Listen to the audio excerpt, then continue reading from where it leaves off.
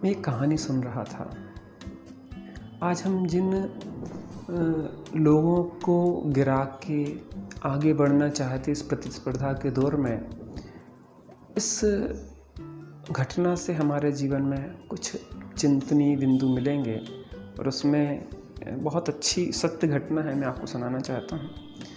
एक बार मंद बुद्धि बच्चियों की एक प्रतियोगिता चल रही थी। मंद बुद्धि थी, बुद्धि कम थी, ज़्यादा बुद्धि नहीं थी उनमें।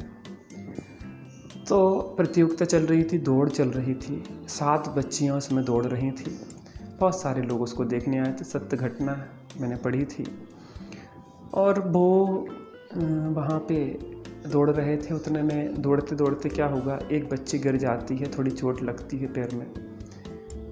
आप सोचेंगे कि एक गिर गई तो उन्होंने सोचा होगा चलो एक कंपटीटर कम होगा, अपन जल्दी आगे बढ़ें और बाकी के 5 ही रह गए हैं, जो भी चोटिल हो जाएं तो अच्छा है, हम ही जीत जाएंगे। लेकिन वो मंदबुद्धि थे, हम दुर्बुद्धि हैं। उन मंदबुद्धियों ने ऐसा नहीं किया। वो 6 लड़कियां जो थी, 7वीं को उनने दुलारा, अपनी गोदी में लिटाया, उसकी चोट को साफ किया, उसकी पट्टी बांधी और उसको लेके उसका हाथ पकड़ के साथ में दौड़ना शुरू किया। 7 बच्चियां साथ में दौड़ रही थी। दौड़ते दौड़ते 7 बच्चियों ने जो जीत की रेखा थी एक साथ पार करी। मैं आपसे पूछना चाहता हूँ, एक बच्ची अगर जीत की रेखा पार करती तो एक ही जीतती, लेकिन यहाँ तो 7 जीत गई। कई बार हम क्षुद्रताओं के कारण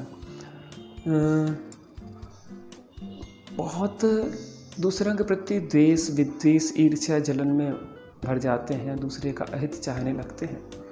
वहाँ पे जो लेखक ने एक बहुत अच्छी बात लिखी थी कि हम तीक्ष्ण बुद्धि हैं। वो मंद बुद्धि थी, लेकिन वास्तव में विचारणीय ये है कि वास्तव में वह मंद बुद्धि थी कि हम मंद बुद्धि हैं, जो निहित स्वार्थों के पीछे दूसरों को पटक के आगे निकलना चाहते, दूसरों को मार के आगे निकलना चाहते, दूसरों को गिरा के आगे निकलना चाहते।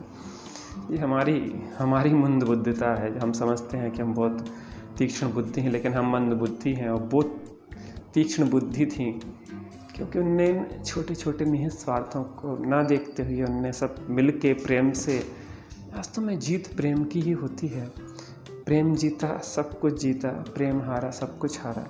हम आज अपने वात्सल्य को क्षुद्रताओं के कारण खो रहे हैं, हमारे परिवार टूट रहे हैं। हमें काम ज़्यादा करना पड़ता है, इन्हें ज़्यादा कम करना पड़ता है, ये करना पड़ता है। ये छोटी छोटी बातें, हम पैसा कमाते, ये नहीं कमाते। पहले 50-50, 100-100 लोगों के परिवार होते थे, 1-2 लोग कमाते थे, बाकी शांति से खाते थे। हमारी क्षुद्र वृत्ति दूसरों के लिए ही नहीं, हमारे लिए ही भी घातक है। उन मंद बुद्धियों से हमें भी कुछ सीखना चाहिए कि शायद हम कुछ अपने जीवन को इन क्षुद्रताओं से बाहर निकाल के, एक श्लोक सुना होगा आपने, अयम निजा परोवेति गणना लघु चेतसाम उदार चरिता नाम तो वसुधैव कुटुंबकम।